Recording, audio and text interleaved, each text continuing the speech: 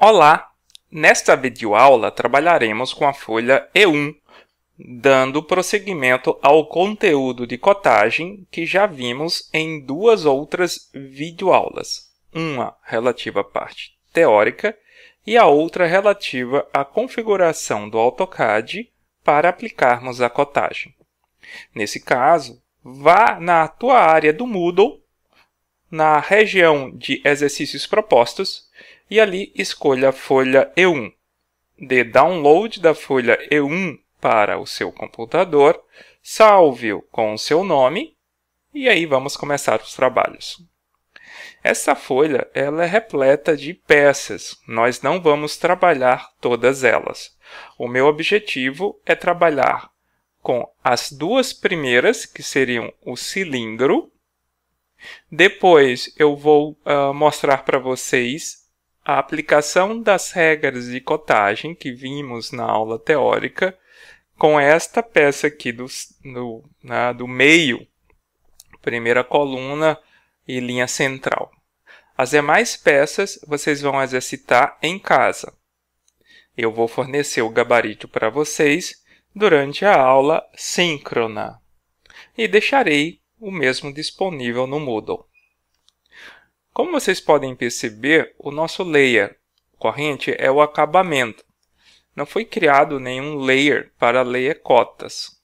Eu não vou trabalhar com layer acabamento nesse caso. Eu vou deixar a layer 0 mesmo para fazer a aplicação das cotas. O ideal era que você construísse um layer cotas, configurasse ele direitinho, para que a gente pudesse aplicar as cotas a partir daí. Mas eu não vou fazer isso. Vou trabalhar aqui com layer 0. Bom, então vamos inicialmente observar a primeira peça. Na primeira peça nós temos um cilindro. As dimensões necessárias para a compreensão do formato e do tamanho da peça são o diâmetro do cilindro e a altura do cilindro em si. Então, o que a gente vai fazer aqui é o seguinte, nós vamos lá na guia Annotate. Eu vou, então, pegar uma cota linear, venho daqui para cá e vou largar exatamente a altura aqui. Vou também agora escolher uma cota de diâmetro, vou selecionar a peça e agora eu vou escolher para onde é que eu vou largar a peça. Veja que eu tenho que ter um pouco de bom senso, porque se você coloca a cota aqui a 45, né? Pode ser 45 aqui, 45 aqui, 45 aqui. Você tem que ver, eu vou desligar o F3 para ele não ficar pegando os snaps, aí ele vai, vamos dizer assim, acabar não procedendo da forma que eu quero, né? Então assim, ó, olha só. Aqui nessa posição, o número 2 vai ficar ali junto com o eixo, então isso aí não é uma boa opção. Aqui também, ó, em todas as opções internas, a gente tem essa questão do eixo, que ele fica sobre o número. Então, não é a questão que dificulta a visibilidade, mas sempre é interessante que a gente pense no número da cota sem nenhuma linha sobre ele, né?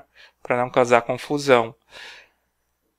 Se eu colocar 45 aqui, veja que ele está sobre o outro lado. Aqui também poderia, né? Ou aqui também poderia.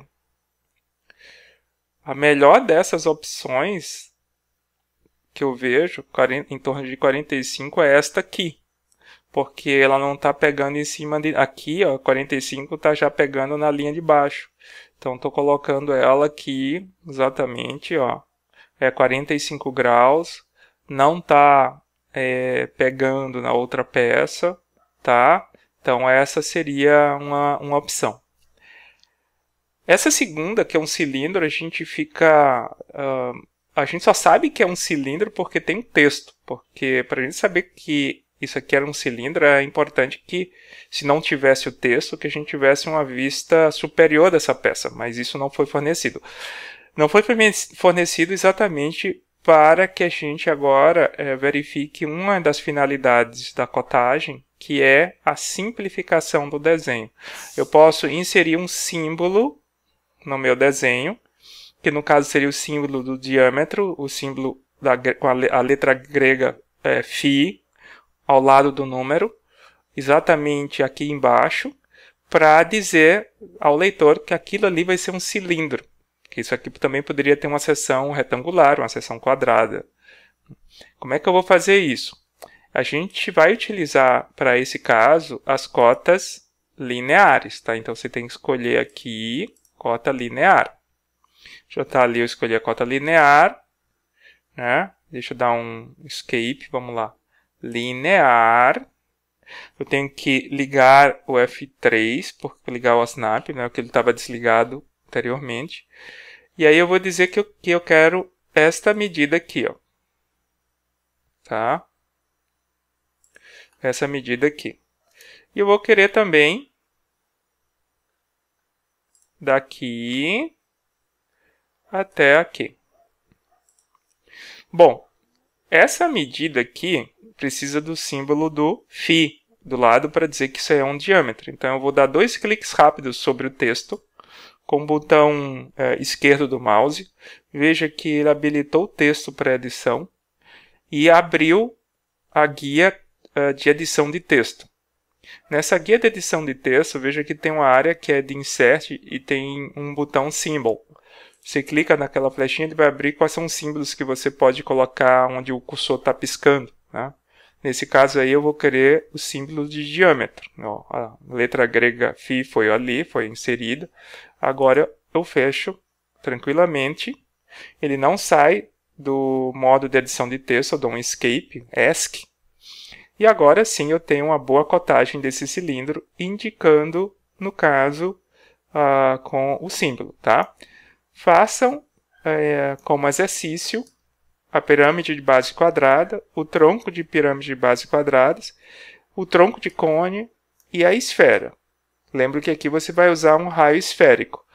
Você vai ter que colocar um símbolo de φ e escrever ESF.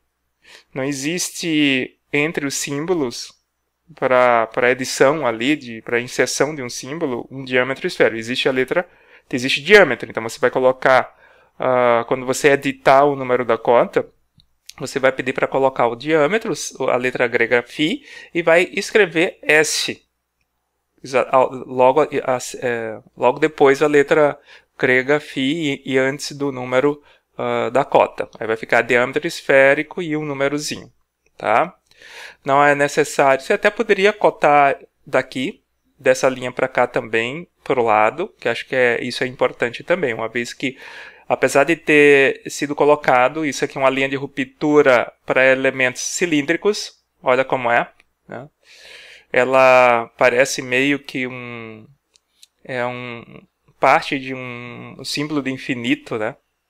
Então é uma linha de ruptura para elementos cilíndricos. Mas aí você faria a cotagem dessa linha para cá e posicionaria ela desse lado. Pois bem, eu vou pedir para que vocês façam em casa esse exercício e todos os 3 de baixo. Eu quero trabalhar com vocês com esse exercício aqui. Nesse caso, perceba o seguinte. Foi dada aí uma peça, que nesse caso, a gente tem uma vista anterior, uma superior e uma lateral esquerda. Tá? Foram colocados alguns símbolos de rugosidade de superfície.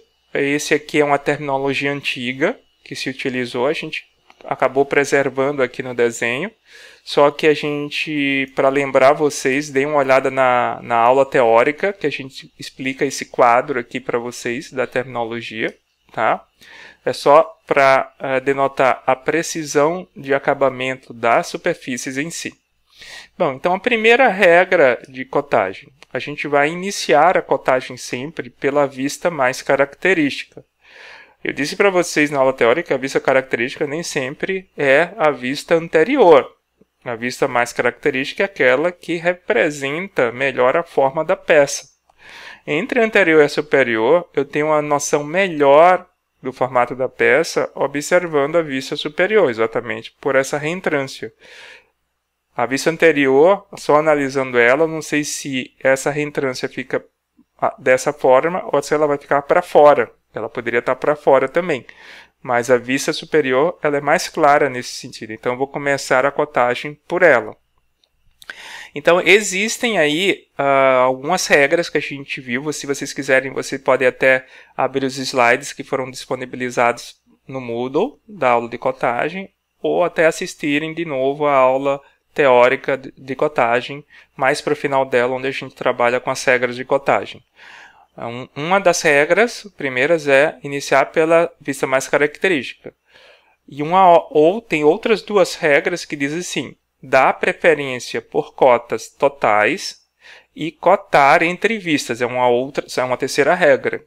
Então, o que eu vou fazer aqui é usar uma cota linear, daqui para cá, que é uma cota total, e eu vou cotar entre vistas. Porque, veja, eu estou cotando VS, mas essa também está próxima de VA, então estou cotando entre vistas para já facilitar essa compreensão do dimensionamento da vista aí, anterior.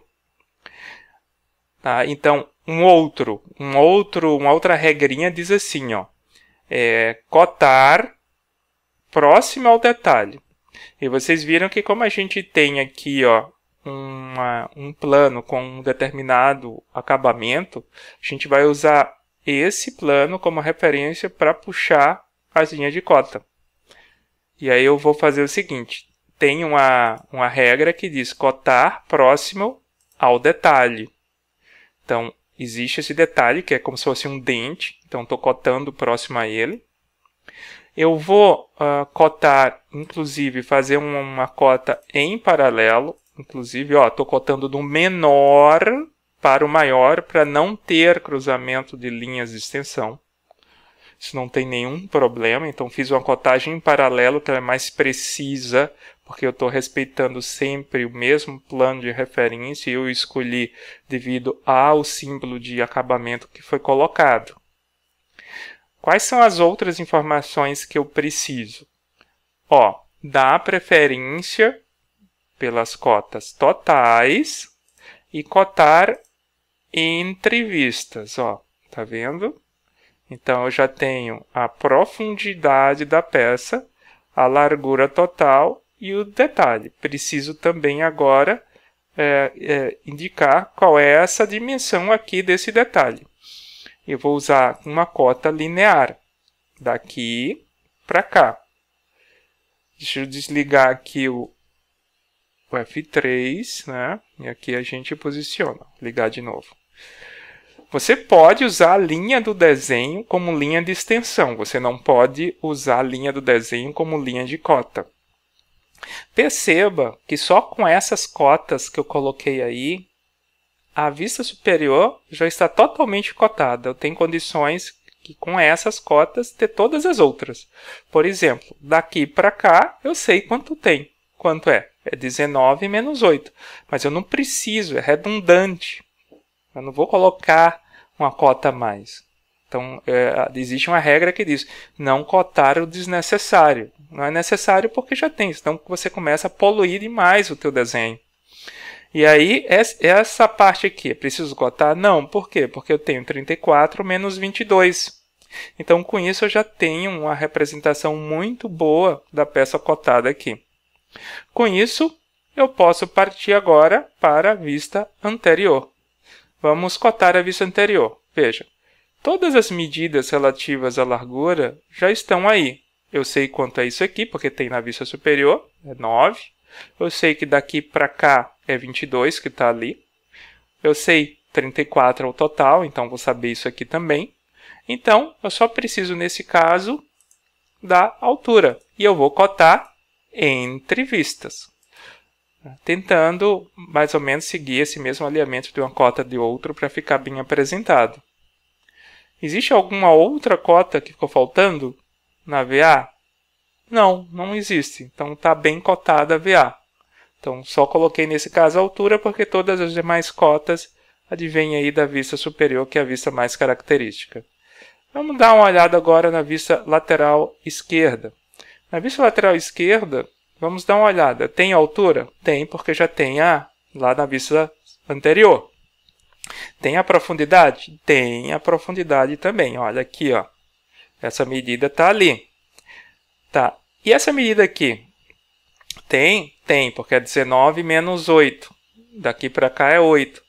E mesmo assim, ó, se eu fosse colocar uma cota daqui para cá, eu estaria errando duas vezes, contrariando duas regras de cotagem. Primeiro, eu estaria cotando não visível. Você não pode fazer cotas puxando a partir de linhas não visíveis. É o primeiro ponto. E o segundo, você estaria cotando o desnecessário porque você já tem essa cota de vinda de subtração de cotas em outras vistas. Então, a vista lateral esquerda, ela fica exatamente assim, sem nenhuma outra cota. Bom, então era isso. Espero que tenham gostado. Exercitem agora as outras peças. Dúvidas, tiramos durante as aulas síncronas. Bom trabalho a todos!